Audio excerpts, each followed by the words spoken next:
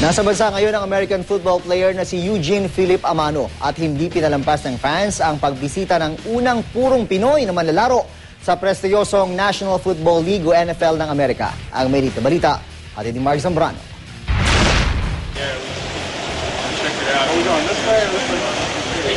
Ito si Eugene Philip Amano, ang kauna-unahang purong Pilipinong player sa pinakamalaking American Football League sa buong mundo, ang National Football League o NFL.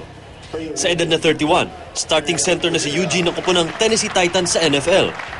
Tubong Calamba, Laguna ang tatay ni Eugene, samantalang Manilenya naman ang kanyang nanay.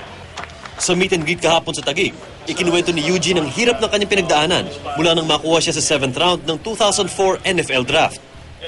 Araw-araw doon niyang kailangan patunayan na kaya niyang makipagtapatan sa mga higante ng gridiron.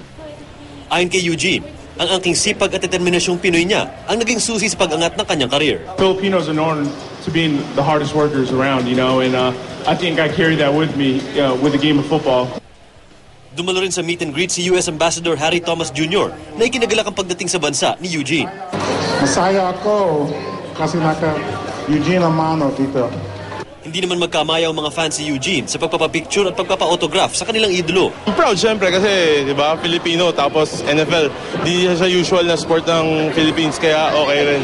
Ang Filipino kasi mabilis and it takes more than just strength para sa football. So, yeah, I think so. It's much better. Mananatili pa si Eugene sa bansa ng ilang araw para makasama ang kanyang pamilya at mga kaibigan. Mark Zambrano, GMA News.